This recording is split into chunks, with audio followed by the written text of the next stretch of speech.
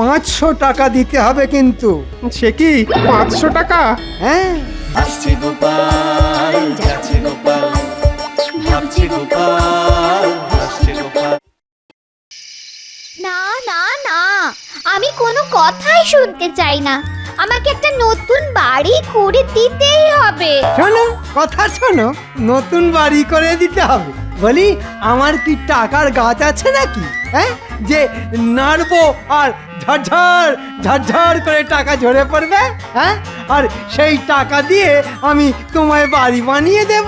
হ্যাঁ, আচ্ছা, তুমি তো এই রাজ্যের মন্ত্রী, তাহলে তোমার টাকা নেই কেন? বলি বুঝতে পারো না টাকা নেই কেন? হ্যাঁ, বলি মহারাজের কাছ থেকে ক টাকাই বা মাইনে পাই। দেখো, কিছু চাইতে গেলেই ওই মাইনের কথা শুনিও না তো। বলি গোপাল তো তোমার থেকেও কম মাইনে পায়, তাহলে ওরা তো রমরমা কি করে হয়? এ মহারাজ ওকে ভালোবেসে এটা ওটা নানা পুরস্কার দেন, তাই। তা মহারাজ ওকে পুরস্কার দেন আর তোমাকে দেন না কেন? সে আমি কি করে বলবো? সে আর আমায় বলতে হবে না। আমি কি আর জানি না ভেবেছো? তুমি বাঁকা পথে টাকা কামাতে গিয়ে নানান অপকর্ম করো আর বারবার মহারাজের কাছে ধরা পড়ে গিয়ে ধ্যাত্তানি খাও। তার থেকে একটা কথা বলছি, মন দিয়ে শোনো। টাকা রোজগারের বাঁকা রাস্তা ছেড়ে এবার তুমি সোজা পথ ধরো। আচ্ছা আচ্ছা, তুমি তো এই রাজ্যের জন্য এত খাটো বলো। সে তো দিবারাত্রি শুধু খেটেই মরি। তাই বলছি, এবার মহারাজের ওপর মাইনে বাড়াবার জন্য চাপ দাও। মাইনে বেড়ে গেলেই দেখবে বাড়তি রোজগারের জন্য তোমায় আর বাঁকা পথ ধরতে হবে না। এমনি এমনি হাতে 2 পয়সা চলে আসবে, আর তাই দিয়ে আমার স্বাদ আহ্লাদ সব মিটে যাবে। হ্যাঁ, মানে কথাটা তুমি মন্দ বলছো না, কিন্তু মহারাজ কি মাইনে বাড়াতে রাজি হবেন? আরে বাবা, বলেই দেখো না। ঠিক আছে, বলে দেখি। জয় মহারাজ কৃষ্ণচন্দ্রের জয়, জয় মহারাজ কৃষ্ণচন্দ্রের জয়, জয় মহারাজ কৃষ্ণচন্দ্রের জয়।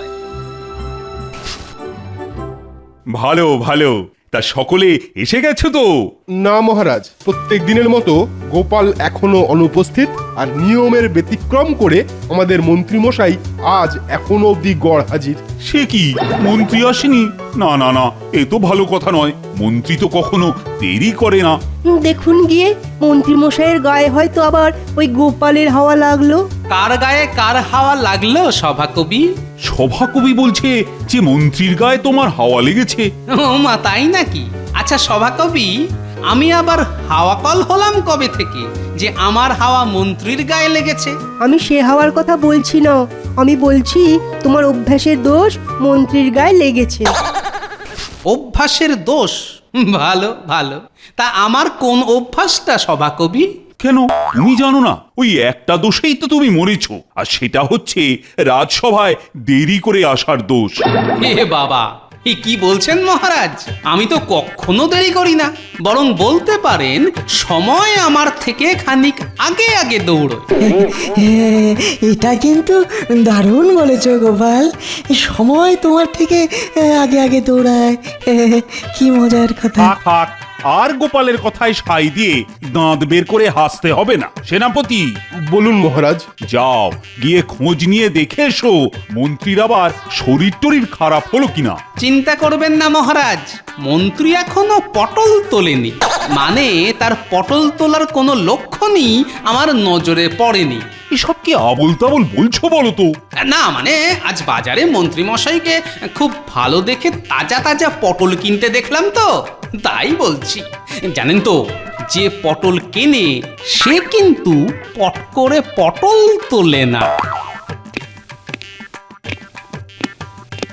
ওই তো তাজা পটলের ঝোল খেয়ে মন্ত্রী মশাই কিরকম তাজা হয়ে চলে এসেছেন দেখুন। মহারাজ, আমাকে নিয়ে গোপালকে এইসব রসিকতা করতে বারণ করুন। ঠিক আছে ঠিক আছে, গোপাল, মন্ত্রীকে নিয়ে তোমার রসিকতা বন্ধ করো। আচ্ছা, মুখে কুলুপ দিলাম। তা মন্ত্রী, এবার তুমি বলো তো, আজ তোমার আসতে এত দেরি হলো কেন? কেন মহারাজ, আমার দেরি হলো বলে আপনি তার কারণ জানতে চাইছেন কেন? আরে, এ আবার কি রকম কথা? দেরি হলে জিজ্ঞেস করবো না? মহারাজ, গোপাল তো প্রায় প্রতিদিনই দেরি করে আসে। কই, তাকে তো এত কারণ জিজ্ঞেস করতে চান না?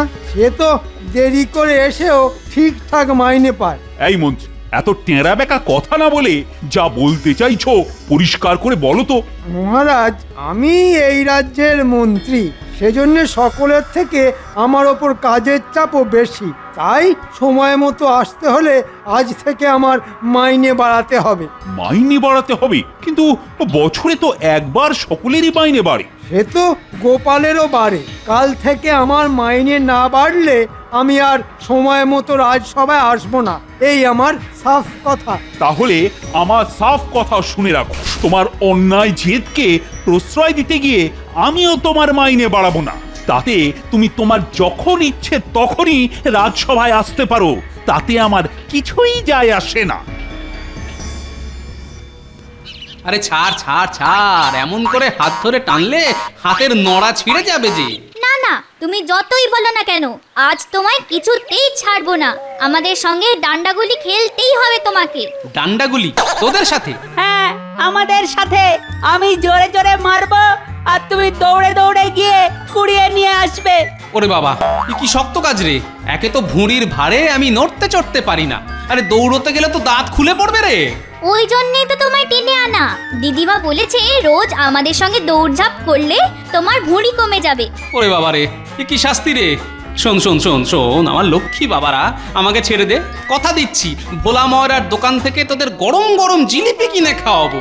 এ বাবা, ঘুষ! না না, আমরাও সব খাবো না।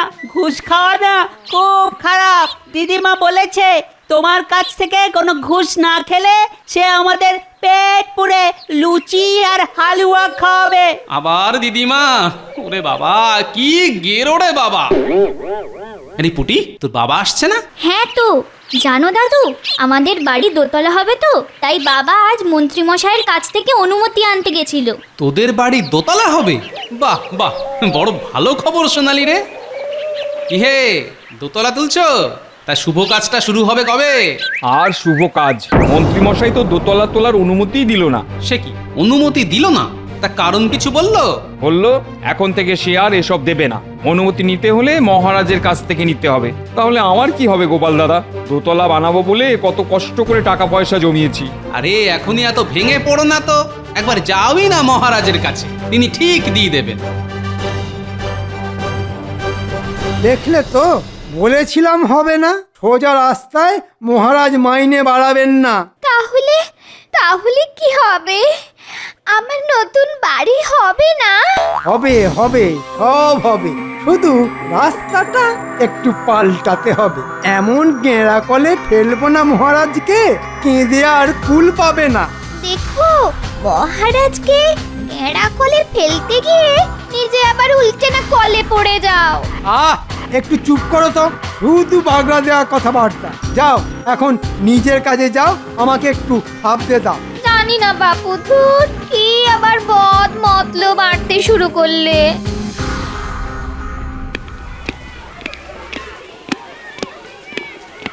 আরে বাস, রাজসভার সামনে এত লোকের লাইন কেন? সকলে কি চায়? না, ভেতরে কি দেখতে হচ্ছে?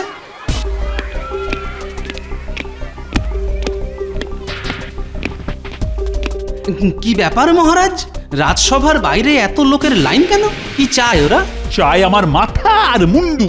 শয়তানি, এই সমস্ত হচ্ছে মন্ত্রীর শয়তানি। মাইনে বাড়াবো না বলেছি বলে সব লোককে আমার পেছনে লেলিয়ে দিয়ে নিজে ডুব মেরে ঘরে বসে আছে। কেউ বাড়ি বানাবে, কেউ বাড়ির ওপর তলা তুলবে, কেউ নদীতে মাছ ধরবে, আর এদের সকলকে অনুমতি দিতে হবে আমায়। বলি, এসব কি আমার কাজ? এত লোকের আবেদনপত্রে স্বাক্ষর করতে করতে আমার যে আঙুলটাই বেঁকে যাবে। সে না হয় বুঝলাম, কিন্তু চায় কি ওরা? না, সে নাকি আর এসব করবে না, আর তার কথাতেই সকলে আমার কাছে চলে এসেছে। কিন্তু এতদিন তো এসব মন্ত্রী করতো। ঠিক আছে, ও যেমন আমার ওপর চাপ দিয়েছে, আমিও তেমন ওর ওপর উল্টো চাপ দেব। সকলকে আবার ওর বাড়িতেই ফেরত পাঠিয়ে দেব। যা হবার ওখানেই হবে। বুঝেছি, পুঁটির বাবা তাহলে ঠিক কথাই বলেছিল। ঠিক বেঠিক এসব বোঝার আমার দরকার নেই। আমি শুধু বুঝি চাপ দিলেই উল্টো চাপ দাও। সেনাপতি, আজ্ঞা করুন মহারাজ। বাইরে যারা দাঁড়িয়ে আছে তাদের সকলকে বলে দাও যে সকলে যেন আবার মন্ত্রীর কাছেই ফিরে যায়। মন্ত্রী ওদের যাবতীয় অনুমতি দেবে, আর এটাই আমার আদেশ। ঠিক আছে।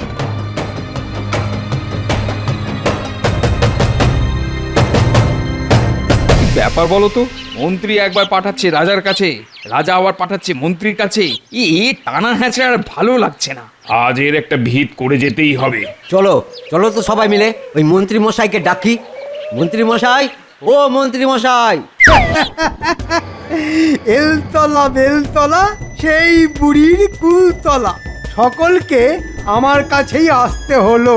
জানতাম মহারাজের দ্বারা এ কাজ হবে না, তবে এসেই যখন পড়েছে তখন এবার শুরু হবে আমার আঙুল বেঁকিয়ে ঘি খাবার খেলা।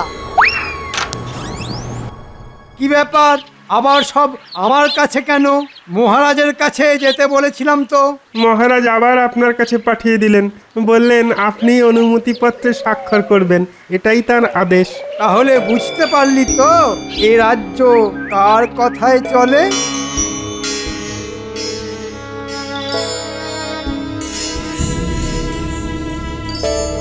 বল, তোর কিসের অনুমতি চাই? আগে এই নদীতে মাছ ধরার। ক বছরের জন্য? আগে 5 বছর। ঠিক আছে, দিয়ে দেব, তবে এর জন্যে আমায় খুশি করতে কিন্তু 500 টাকা দিতে হবে কিন্তু। সে কি 500 টাকা? হ্যাঁ, যে পুজোয় যা ফুল 500 দিতে রাজি থাকলে কাগজ বাড়িয়ে দে, স্বাক্ষর করে মোহরে ছাপ মেরে দিচ্ছি, না হলে মানে মানে কেটে পড়।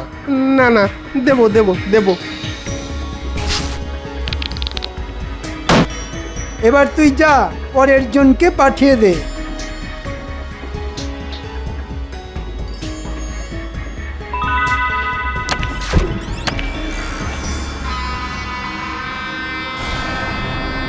তোর আবার কিসের অনুমতি? আগে হাটের মধ্যে একটা দোকান ঘর তুলতে চাই। হ্যাঁ, পেয়ে যাবি, তবে এর জন্য আমায় গোপনে 1000 টাকা দিতে হবে। আগে আমি গরিব মানুষ, অত টাকা কোথায় পাবো? গরিব মানুষ? তাহলে দোকান করার শখ কেন বাপু? জানা হাটে দিন মজুরি করবে, জানা। শোন, দোকান তুলতে গেলে আমায় 1000 টাকা দিতেই হবে। এবার তুই ঠিক কর কি করবি। মৌকা বুঝে বেটা ঠিক ঘুষ চাইছে। কিরে, কি হলো? টাকা দিবি না চলে যাবি? মহারাজ যখন দেবেন না বলে জেদ ধরেছেন, আর তো কোনো উপায় যখন নেই, তখন দিতেই হবে। দাঁড়ান দাঁড়ান, দিচ্ছি। হ্যাঁ, লক্ষ্মী ছেলের মতো ডান হাতে টাকা দে আর বাঁ হাতে অনুমতি পত্র নে। যা, পরের জনকে পাঠিয়ে দে।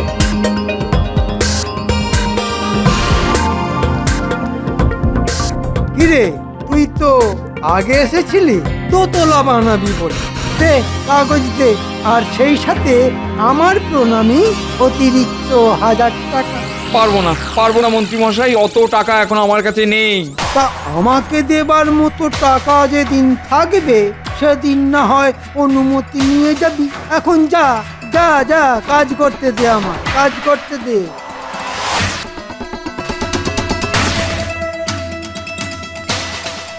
তাহলে সবকিছু শুনলে তো গোপাল দাদা? অনুমতি পত্রে স্বাক্ষর দেওয়ার জন্য মন্ত্রী মশাই সকলের কাছ থেকেই টাকা নিচ্ছে। আমি এই ভয়টাই পাচ্ছিলাম। আমি দিতে পারিনি বলে দোতলা করার অনুমতি পাইনি। তুমি কিছুটা করো, আমাদের তুমি বাঁচাও গোপাল দাদা। না না, এই অন্যায় তো চলতে দেওয়া যায় না। ঠিক আছে, তোমরা যাও, আমি মহারাজের সঙ্গে কথা বলে দেখি কিভাবে এসব অপকর্ম বন্ধ করা যায়। কি বলছো কি গোপাল? মন্ত্রী এভাবে লোকেদের কাছ থেকে টাকা নিচ্ছে? হ্যাঁ মহারাজ, আর এই জন্যেই আমি সেদিন আপনাকে বলেছিলাম যে কাজটা ঠিক হচ্ছে না। ও, এখন বুঝতে পারছি কি ভুলটাই না করেছি আমি। ঠিক আছে, আমিও ওকে ছাড়বো না। আজই রাজসভায় ওর বিচার করে কঠিন শাস্তি দেবো ওকে। তা যাদের কাছ থেকে মন্ত্রী ঘুষ নিয়েছে তারা সবাই সাক্ষী দিতে আসবে তো? কেন আসবে না মহারাজ? আপনি ডেকে পাঠালেই আসবে। তাহলে সকলকে আজই রাজসভায় ডেকে পাঠাও, আর সেনাপতিকে বলো মন্ত্রীকে ধরে আনতে। ঠিক আছে মহারাজ। আরে এই সাত সকালে গোপাল আবার মহারাজের বাগান থেকে বেরোচ্ছে কেন? তাহলে কি কোনো গোপন পরামর্শ হচ্ছিল? এই চল তো দেখি এই ব্যাটা এখন কোথায় যায়। ঠিক বলেছিস, তাই চল।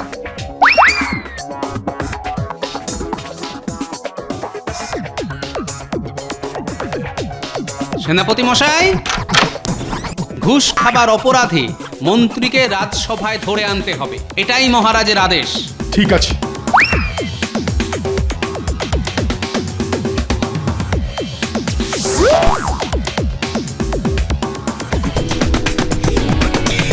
সব শুনলেন তো?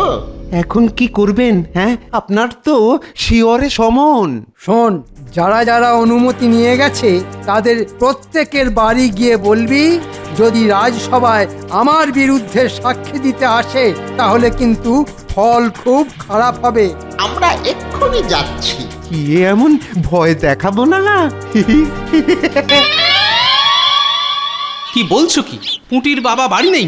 না গো গোপাল দাদা, সেই 7 সকালে কোথায় বেরিয়ে গেছে, বলে গেছে ফিরতে রাত হবে। তার মানে একটা সাক্ষী গেল। ঠিক আছে, বাকিগুলো নিশ্চয়ই আসবে। ঠিক আছে, ফিরলে বলে দিও একবার যেন আমার সঙ্গে দেখা করে। আমি আসছি গো।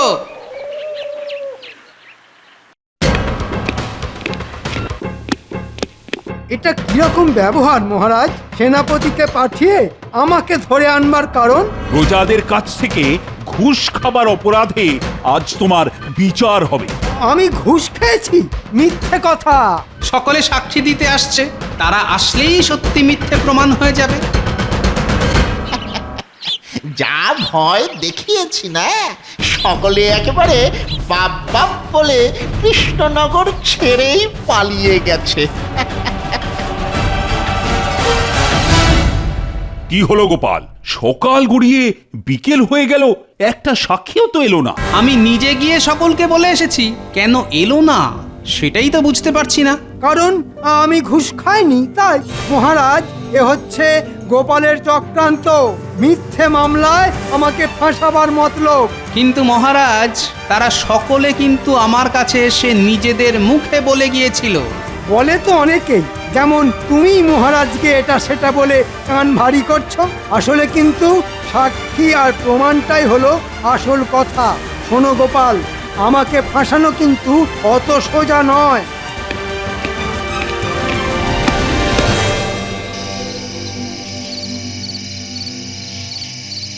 শোনো, কাল সকালে মন্ত্রীর বাড়ি গিয়ে হাতে 1000 টাকা গুঁজে দিয়ে এই কাগজটায় স্বাক্ষর করিয়ে নিয়ে চলে আসবে। এটা কি আমার বাড়ির দোতলার অনুমতি? না। তাহলে? শোনো তবে।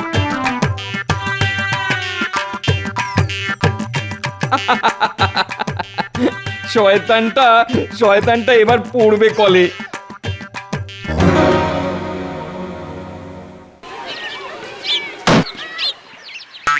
এই নে, দেখলি তো, টাকা দিলি আর হাতে হাতে দোতলার অনুমতি পেয়ে গেলি। যা, গিয়ে এবার দোতলা তোল। বাবা, তাড়াহুড়োর মাথায় বুঝতে তো আর পারলে না কি কাগজে স্বাক্ষর করেছো। কাল সকালেই হরে হরে টের পাবে। ঘুষ খাওয়ার স্বাদ সারা জীবনের মতন ঘুচে যাবে।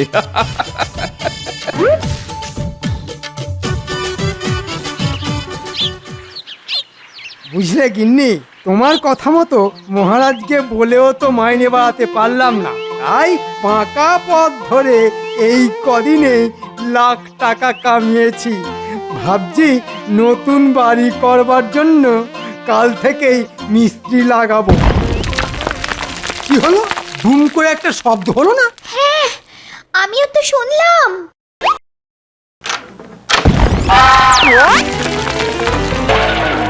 এই হতো ছাড়া আমার বাড়ির দেওয়াল ভাঙছিস কেন? কেন আপনি তো বাড়ি ভাঙতে চেয়ে অনুমতি দিয়েছেন, তাই তো মহারাজ আমাদের পাঠিয়েছেন আজকের মধ্যে এ বাড়ি ভেঙে একেবারে মাঠ করে দিতে হবে, এটাই তার আদেশ। সর্বনাশ করেছে, নিশ্চয় কিছু একটা গন্ডগোল হয়েছে। মহারাজ, আমার বাড়ি ভাঙতে বলেছেন কেন? আরে আমি কি আর নিজের ইচ্ছে বাড়ি ভাঙতে বলেছি নাকি? তুমি তো আমার কাছে একদিনের মধ্যে তোমার বাড়ি ভাঙার জন্য আবেদন করেছিলে। এই দেখুন সেই কাগজ। কই দেখি দেখি। শুধু নিজে দেখলেই হবে না, আমাদেরও পড়ে শোনাবে। মাননীয় মহারাজ, আমি কৃষ্ণনগরের মহামন্ত্রী সজ্ঞানে আমার বসত বাড়িটি একদিনের মধ্যে ভেঙে দেবার জন্যে আপনার অনুমতি চাইছি। বাবা, পত্রের তলায় তো আমারই স্বাক্ষর আর মোহরের ছাপ। তাহলে তো তোমার আবেদন অনুযায়ী বাড়ি ভাঙা শুরু হয়েছে। আজকের মধ্যেই সব ভাঙা হয়ে যাবে। একেবারে মরে যাব মহারাজ, বাড়ি ভাঙা পড়লে আমি কোথায় থাকবো? সে আমি কি জানি। নিজেকে খুব চালাক ভেবেছিলেন তাই না? তাই বটা ঘটাকে দিয়ে সব সাক্ষীকে ভয় দেখিয়ে কৃষ্ণনগর ছাড়া করেছিলেন, কিন্তু ঘুষ খাবার নেশায় ভুলে গিয়েছিলেন যে বাপেরও বাপ থাকে। এবারের মতো আমায় ক্ষমা করে দিন মহারাজ। এই আমি নাক কান মুলে বলছি, জীবনে আর কখনো ঘুষ খাবো না, কখনো না। আর যাদের কাছ থেকে ঘুষ খেয়েছেন তাদের সকলের টাকা আমি ফিরিয়ে দেব। সকলে এসো। শোনো হে, তোমাদের সব টাকা মন্ত্রী মশাই ফিরিয়ে দেবেন। আর আমার দোতলা